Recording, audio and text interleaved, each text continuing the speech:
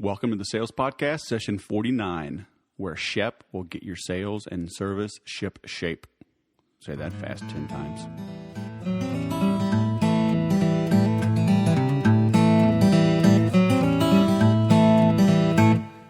Welcome to the 49th edition of the Sales Podcast, and today we have Shep Hyken, and since Shep is an expert in sales and customer service, I thought I'd have a little funny around that theme. So there were three salesmen bragging about who was the best. The first said he was so good that he sold a color TV to a blind man. The second bragged he sold a hi-fi stereo system to a deaf man. The third said he sold a cuckoo clock to a blonde lady. The other two said, big deal. Third salesman added, along with the cuckoo clock, I also sold her 100 pounds of bird seed. That's funny right there. I don't care who you are. As you'll see in this interview, Shep is not one to sell bird seed to a blonde that bought a cuckoo clock. And we'll talk about his 10th book. It's amazing. This guy is quite prolific. He speaks, he trains, he writes. If you would like to check out my second book, It Takes More Than a Big Smile, a Good Idea, and a Twitter account to Build a Business That Lasts, please head on over to 79stories.info. And you can get a free sample download of the book, and you can order it there through Amazon or link back over to the Sales Whisperer site to buy it from me directly, which I encourage you to do. So now, without further ado, here is my interview with Mr. Shep Hyken. Shep Hyken, welcome to the Sales Podcast. How are you? I am doing great. Thanks for having me on the Sales Podcast. Hey, thanks for taking the time. So you probably didn't know this, but I shared a little bit with you on Facebook. But, I've had your iPhone app for quite a while. I've followed you for quite a while. Then I saw that we had a mutual friend. You were in a photo with Waldo.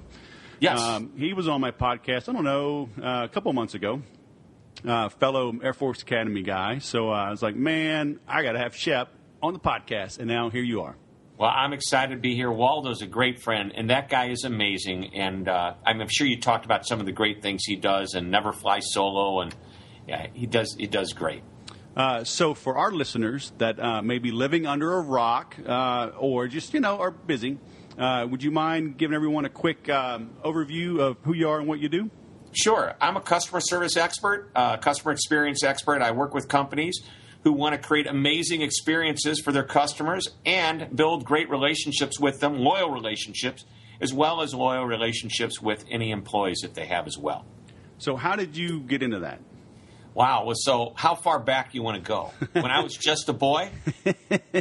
So customer service is what it's all about for me. And so I could tell you that when I started my actual real business, like I got out of college, mom and dad aren't supporting me anymore, what I had to do was find a job. And mom said, go get motivated. And I went to see two speakers. She actually cut out this little ad, and it's, Zig Ziglar and Tom Hopkins were coming to St. Louis, where I live. And she said, go get motivated. And I said, okay. I went, and I came back. I said, you know what? I can do anything. As a matter of fact, I bet I can even do that, what they were doing on stage. And the reason I felt that way was, and this is why I said, how far back do you want to go?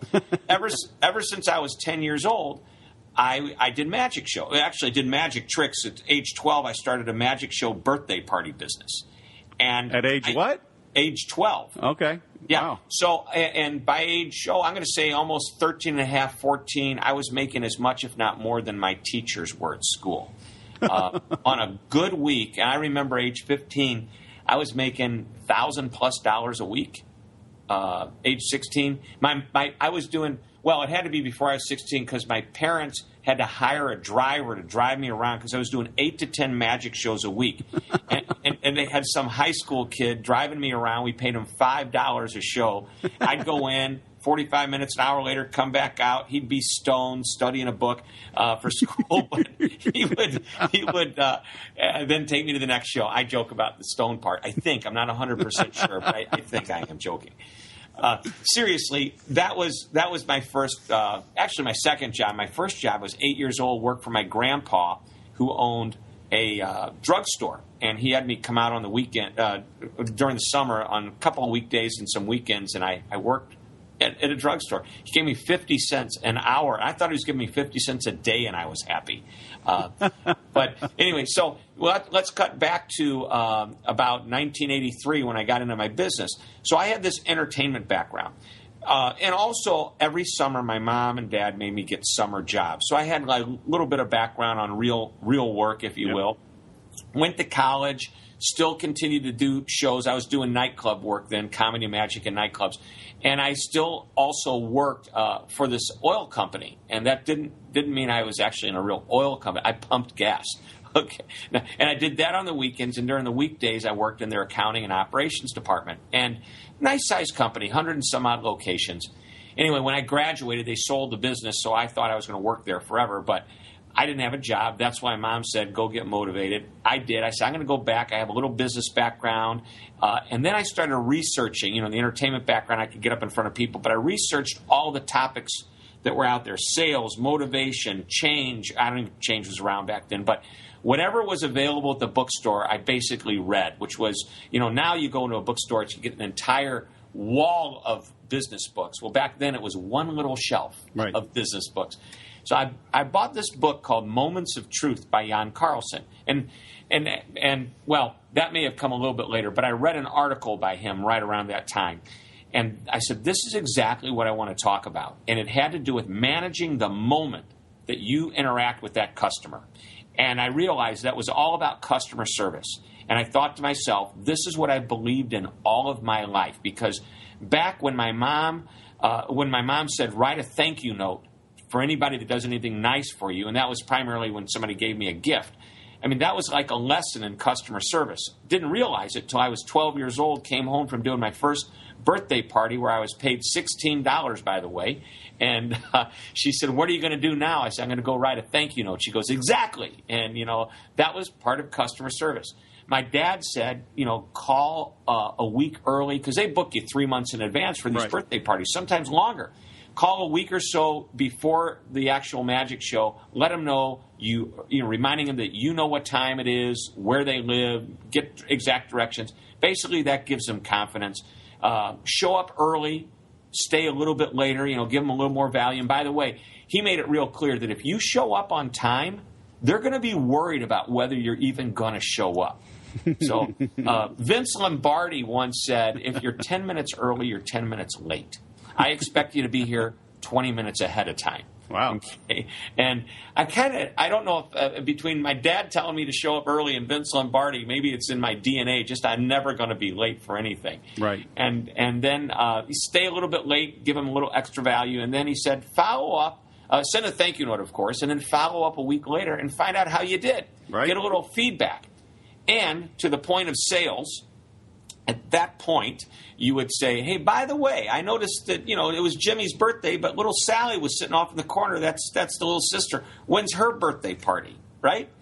Or maybe there was a relative standing in the back who had a kid in the, so that was a way to prospect. Boy, if we'd have had Infusionsoft way back then, I don't even think I was at 12 years old. I remember, I actually was 14. For my Christmas present, I got a calculator. Ooh! That was like, now we give our kids computers for Christmas presents, iPhones and things like that. Yeah, but calculators back then were computers. They were. That was about as good as it got. And what was the coolest thing is if I put 433770, it's like you spelled hello. Right.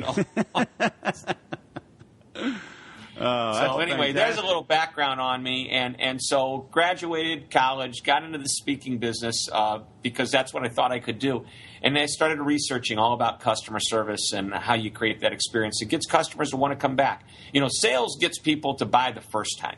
And I believe along the process of selling, you have to serve somebody and show that you will give them a great experience when they do business with you. And then once they finally decide to do business with you, that's definitely not closing the sale or closing the deal. It is starting a great relationship. And from that point forward, you've got to continue to amaze your customers and clients if you want them to come back and do business with you again. Yeah, we talk about that. Infusionsoft has a life cycle marketing, and I've kind of shortened it from 7 to 5 steps. But still, either way, the very middle of it is the sale. Right. It's not the end. It's all. The sale is just really the beginning of a relationship. Right. So It's definitely not the end. It's the beginning. So you jumped right into professional speaking right out of college? Pretty much within a year. Yeah, pretty close. Very cool. And so Who'd have thought? It's always been your business, or did you have like a corporate America job while you built the speaking business? Well, that's always been my business. Other than what I did when I was in college, right?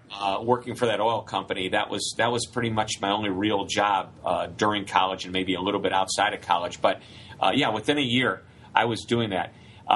And there's an interesting story too. Once again, wouldn't it be great if we had computers back then? And we did. See, I bought. Actually, I didn't even buy it. I did a speech for a company called Epson America. Mm-hmm. And by the way, my speech was kind of a motivational magic show, if you can imagine. There wasn't as much content, back then as there. Obviously, today I'm a subject matter expert or thought leader, whatever you want to call it.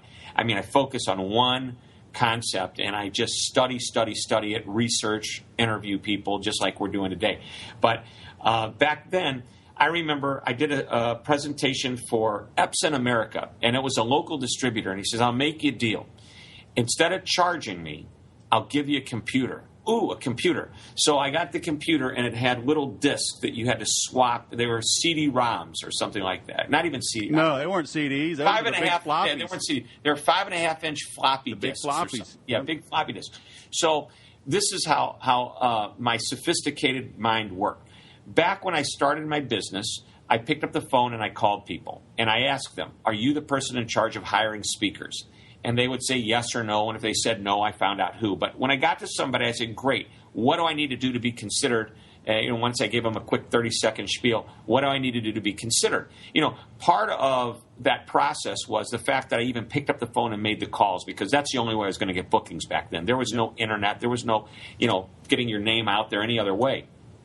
So what I did is I had these index cards, and I had a little file cabinet, little that held, about the size of, a little file box for the index cards.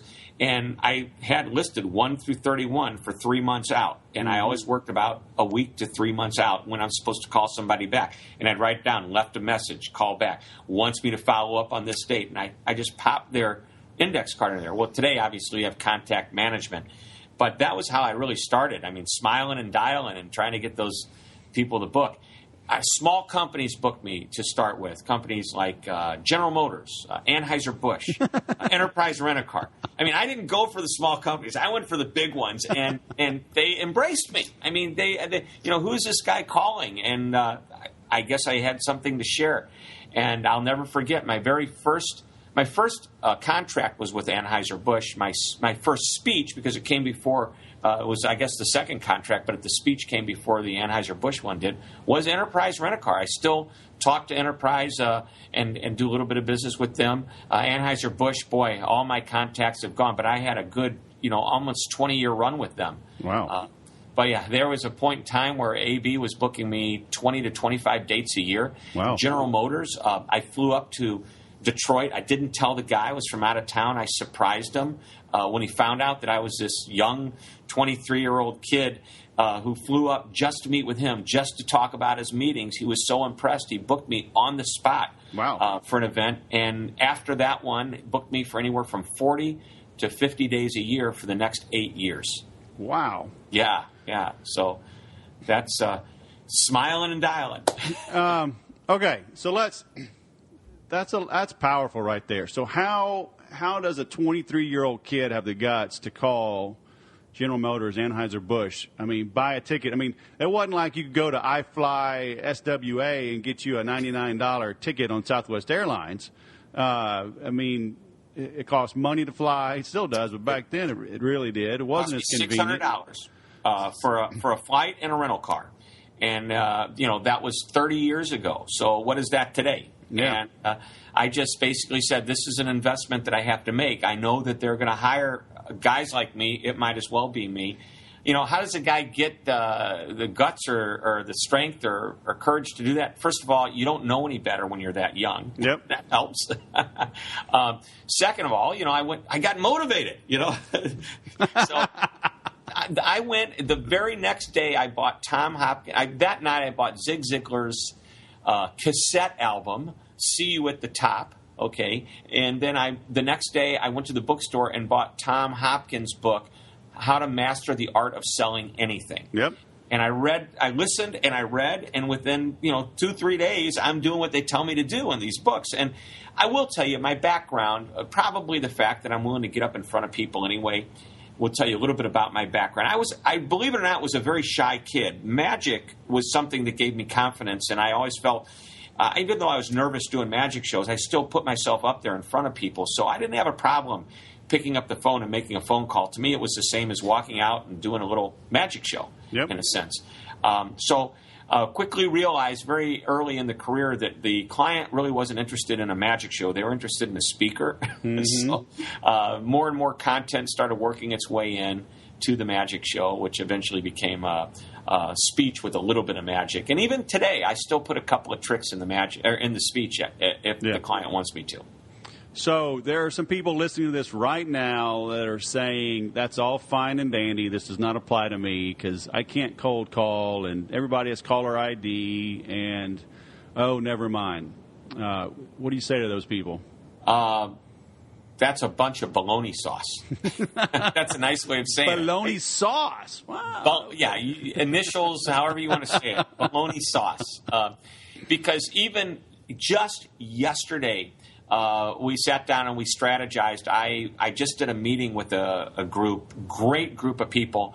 I have a list of about 300 people that attended that meeting that I think are prospects. And so we looked at that list. We decided exactly the script that we were going to use, and we just pick up the phone and we smile and we dial. I do believe that a combination of using email, using social media. By the way, social media is probably one of the coolest things to come around because we can put content out, and if you want to talk about that, happy to do so, that actually gets the phone to ring. And it's just because you put enough of it out, you do it on a very regimented, disciplined basis, that and enough of it that people start to see you everywhere they look. And that gets the phone to ring as well. But I do not think there's a substitute for getting on the phone and talking to people straight up.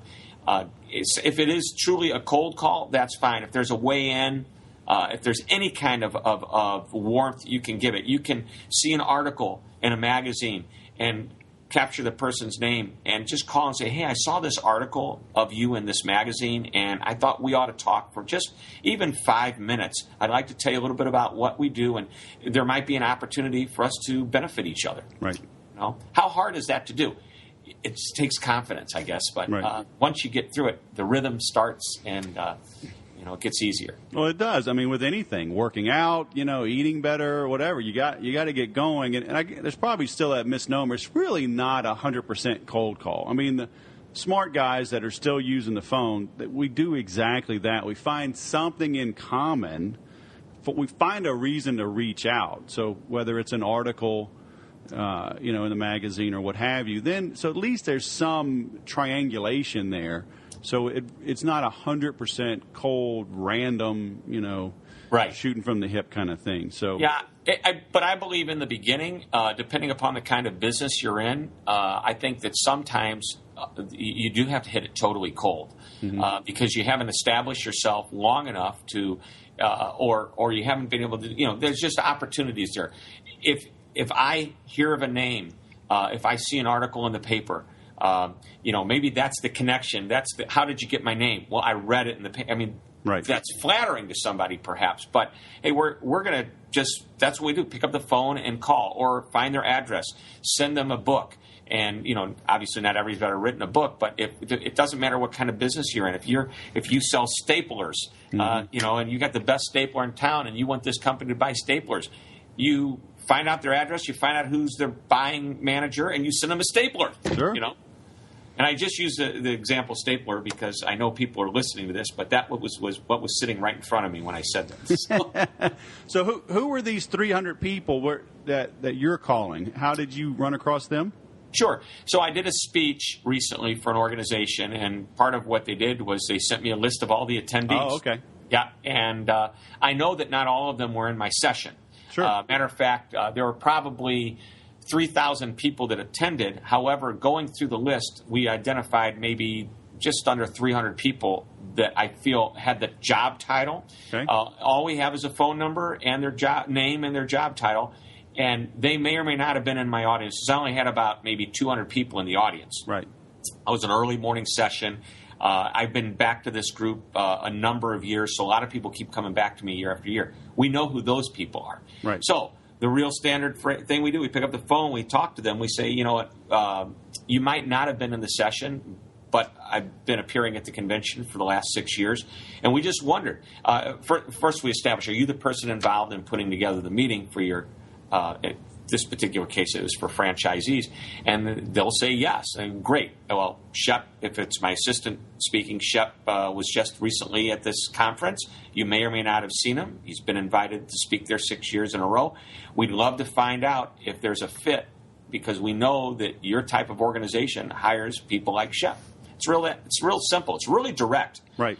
Hey, are you familiar with Grant Cardone by any chance? You know what? It's so funny you bring that up. I was not until last summer. I was back in Austin visiting, and my old boss, he and I got together. He says, you got to hear this guy, because we're both from Louisiana, and now I live in California. He used to live in Louisiana. He's like, I hear his stuff, and he sounds just like you. This crazy stuff you would say. So, yes, now I've been listening to him. So Grant Cardone, and he just came out. He's got a New York Times best-selling book that's available right now in the stores.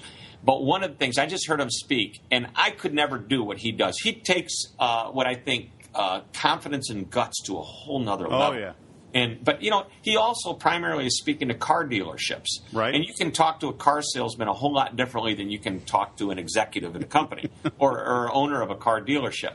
So, but one of the things he says is we're going to spend 10, 15 minutes on the phone, and we get off the phone, we're going to have been, I'm closing the sale. And he even says it like that. I will close the sale. He says, so right now, tell me, if you don't have the authority to say yes, let's not waste anybody's time. Mm-hmm. I mean, the guy gets straight into it. I personally don't take that approach. I'm a little bit softer. Right. But on the scale of aggressiveness or willing to pick up the phone, if 0 is I'm so afraid to pick up the phone and 10 is Grant Cardone, I'm probably sitting in that 8 area. Right. Because I don't get too aggressive right. With it, and I'm not willing to say, some of the same things that it takes in his industry to do that. But I think sometimes you just have to do it. I know you're involved with Infusionsoft, and I think that's a wonderful program. We have now switched over to that. I'd love to be more effective with all my campaigns, but once somebody's in our system, to just keep our name in front of them, and it's just credibility. Right. But the key is, and I just wrote about this yesterday, there's a really delicate balance. And I was talking about using technology and, emails and tracking customers. So when they walk in a store, this is amazing. If you give permission, for some companies, some businesses now, if you give permission, I know I'm jumping off the subject, but I promise to come back. All good. Get permission from the customer for them to track your cell phone. You put in, like you said, there's an app on the phone that you have that's my app. Well, some of those apps allow for tracking. When you walk in the store is immediately aware, at least the computers are immediately aware, that you are now in their store. It's tracking your cell phone. When you walk by a specific item, it will give you an alert that says, hey, you're walking by, your favorite Frosted Flakes or whatever. You should know that for you and only you, they're on sale right now. I mean, how crazy is that? I know. Now, some people say that's a service. Some people say that's pretty aggressive selling. So I believe that there's this delicate balance. Sometimes the best sales technique or marketing technique is delivering an amazing experience, delivering great customer service.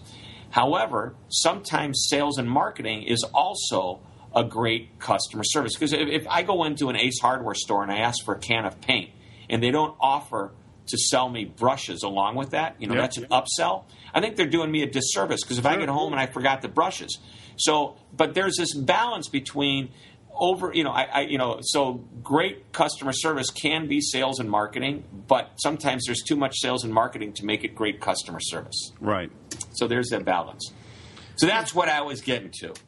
Yeah, and I'm glad you brought it up, because it's, different times in my career, different things that I've sold, and even right now, as we're coming up with different programs or things that we're launching, I am very laid back, or, we'll put the pedal to the metal. So it can change based on what's going on. I think all in all, I mean, people are less receptive to that hard sell. Right. But people still need to be asked for the order. I think a lot of times people, they don't. That's where professional sales training and customer service it comes in. You have to detect, is there a hesitancy, and then have that empathy, right, where you understand why. We've done this long enough, and we all know. If we're selling staplers, right? Are they hung up over the depth penetration? Do they need a 10 to 20 sheet stapler, or will the 5 really do? But we know that's their main issue. That's their hang up. And so address it, help them, hold their hand and say, look, the 5 sheet stapler will meet 98% of your needs. Your satisfaction is guaranteed. Why don't we place that order today? And just pulling them along. I don't see anybody doing that at least enough. And I think, honestly, that's why businesses suffer. I always say marketing is just selling in print. If you can't sell in person, Infusionsoft, whatever you have, won't help you because you'll never ask for the order. You've got to find that, I guess, what's the word? There's a point, a reluctance, a hesitancy, maybe it's an objection. I was having breakfast with a gentleman today in the real estate industry, and he said that one of his people that works for him, she was really working hard on trying to get this particular group to put one of their stores into the shopping center. And the guy said, I just don't have the time to drive out there and spend half a day doing this. And she said, well, I'm going to make you an offer. I'll be your chauffeur. I'm going to rent a large SUV. I will put you in the back seat. I will give you an iPad, a computer, whatever you need so that you'll have mobile capability or you can bring your own computer. And I will not say a word as I drive you out there, and I will drive you back. And the guy went, wow, that's hard to say no. That's different than saying, hey, I'll pick you up and drive you and we'll talk the whole way. No, it's saying, I respect your time and I want you to be productive. So you know what? Let me drive you just as a chauffeur would drive somebody. So I thought that was a pretty cool point. She saw where the objection was, and she eliminated it. Mm-hmm. Well, do you do any in-house consulting, or is it primarily speaking? Well, we actually have 3 pieces of our business. One is me going out and speaking to audiences at conferences. Number 2, we do have trainers that actually go into a company's, either on location or someplace they choose to bring people together, and we do little consulting, but mostly training. And then the third piece is we have a great online, web-based, interactive customer service program that I think is probably one of the best in the industry. The platform is definitely an amazing platform, and it keeps people engaged, and that's the other part of the business that's doing real well. Of course, with speaking, you write books and that type of thing. So what do you see? I mean, what are businesses constantly tripping over? I mean, what's the glaring things you see just over and over that they could change quickly if they were just aware of it, or somebody just pushed them to fix? Some of the biggest, it's not over and over again. I'd say consistency is probably one of the biggest problems in business, where I do business with somebody one day and it's a totally different experience the next time. And by the way, it would be totally fine if it was a different personality, but I want the same positive experience. That's what's sometimes missing. So the reason that's missing is, number 1, hiring practices aren't what they should be. They aren't hiring consistent personalities. Again, not clones of one another, but people that have the understanding of how to deliver, at the level that they want. Number 2, I think training is an issue.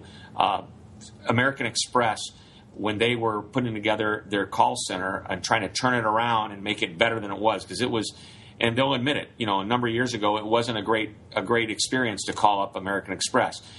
They started spending 25% of their time on soft skills when they did the training. Now, that's pretty substantial, till a gentleman named Jim Bush, who's now the Senior VP Worldwide Customer Service for them, or Member Service, said that's not enough. They flipped it around. 75% of the training that they give the call center people or the support people are on how to, their soft skills, better customer service, sales skills, if you will, at the same time, but not technical, here's what's new about our product, or here's how to navigate a screen. It's 75% relationship building. Yep. That's impressive. And that's how you turn it around. You recognize training's important. Hire the right people, train them right. Those are the two big mistakes that even small businesses make. Oh, yeah. Because they think, I just need somebody to assist me. But if that assistant doesn't have the right behavioral style, they can erode everything you've worked with one bad phone call. Yep. Well, that's what drove me into getting into sales training. Is I spent over a decade in high tech, and every company I ever worked at, I always said, we never got sales training. We got product training. Right. Here's this new gizmo. It, uses less power and has blue lights and has 7 blue lights instead of 6 blue lights and, weighs 18 pounds instead of 19 pounds and go sell it. It's like, how? Why? Who buys it? Who's the competition? Teach me, what's going to get them excited about it? Right. And, if they're depending upon their personalities, they may get excited about 5 lights instead of 6. But at the same time, there's got to be a value proposition. And you've got to be able to clearly articulate it, recognize what gets them excited, and you could sell the technology behind it, or you could sell the destination, which is what happens when they land and they experience it. I'm going to go on a trip to Hawaii or wherever. I want to see pictures of Hawaii. I don't need to see how the engine of the plane works. Right. Exactly. So I'm looking at your site here. This is your newest book, right? The Amaze Every Customer Every Time? Yes, sir. So what's the story there? Oh, that's a great story. That is the 10th book. It's been wildly successful. Came out just 6 months ago, if that. And here's the difference between this book and all the others. First of all of my books have material, and it keeps building and building. So you'll get very little crossover, probably 5 to 10%, because I have to set the stage if you've not read any of my material. Sure. And if you have read it, we want to come back and give you some refreshers. But the last book prior to this, I used 50 different companies as role models, case studies, to represent the points that I was trying to make. And I thought, what would happen if I found one company that represented all of the ideas? That would be a great case study throughout. But here was my challenge to myself. I wanted to find a company that, number one, hadn't been written about much before, but was still a rock star. So how do you find that? That's tough because Amazon, Zappos, Starbucks, Nordstrom, everybody's written about those companies. Right.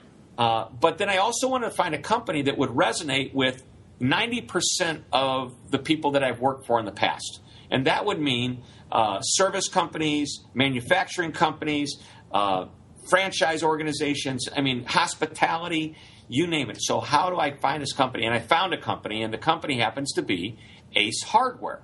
So it's not so much that it's a book about Ace. It's just using Ace and the principles that they have done to really withstand incredible competition. They've been around for not quite 100 years yet, but they've gone through the major depression in 1929, and they managed to go through all these economic downturns. Now they're facing, there's these mom and pop stores that are facing huge competition with box stores that are 5 and sometimes even 10 times the size of their store. They'll advertise, Home Depot, Lowe's, Menards, they'll advertise 30 times more spending than an Ace Hardware store will. But somehow, this little hardware store that sometimes is positioned now next to a Home Depot that decided to pop up, not only survives, but thrives in these situations. Mm-hmm. How do they do that? They've won 7 awards, the J.D. Power Awards in a row, 7 years in a row. They've been listed number 10 out of 25 brands in customer service by Business Week. This is a rock star. Nobody ever wrote about it, so I thought I can write about them. They're small, and sometimes they're mom and pop. Some of the mom and pops end up with a chain, so they're a little bit bigger, medium-sized businesses. And then there's this big, huge headquarters up in Chicago that's a multi-billion-dollar corporation. So they're a little bit of everything. Yeah. So I started out with about 15 ideas I said I haven't written about before. I'm going to write them up. And in all my interviews, we did about 60 interviews with managers, owners of the stores, as well as executives. We came up with 52 different tools. Now, admittedly, maybe half a dozen of them are really similar to what I've written about before, but out of the 52, I think you'll find, 40 plus, maybe 45 really cool ideas that just about any company can use, all 52. Some are cultural, some are really more tactical, but I think they're all really, really strong. So I'm excited about the book. It's done really, really well. Lots and lots of content in that book. Fantastic. All right, last question. Okay. Are you sure? Second to last question. Okay. Probably, most likely. How hard is it for you to take your own advice? Because I just find it easier, to give advice, and then it's like you look around, it's like the cobbler's, kids have bad shoes. Do you have outsiders come help you tweak things, or do you have somebody like at your own company that helps make sure you're eating your own dog food?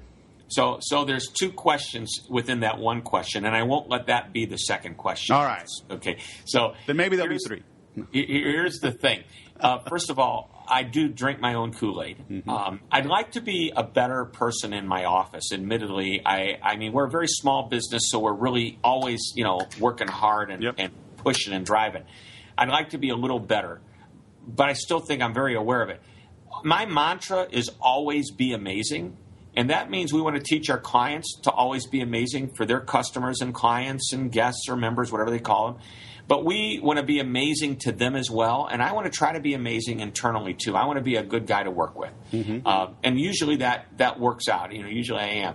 But the other question that you asked, do I get outside help? Absolutely. I'm not in this bubble. And I believe that there's so much more for me to learn. Every single day, I get Google alerts on various topics that are really important for me to know about because they're what my business is, and I learn from those. I read dozens of articles every week, usually 15 to 20 a day. I find the ones that I like the best. I hold on to them so I have time when I really can sit down and study them. And, yeah, I go to programs. I'm a member of different business organizations that I attend their meetings so I can learn the best way that I could not only be a more successful company, but better serve my clients. Mm-hmm. Okay, so three questions, because that brings something to always be amazing. And I had Brian Madden on before. He's a client of mine running Madden Brothers Mulch out of Ohio, and just exploded his business.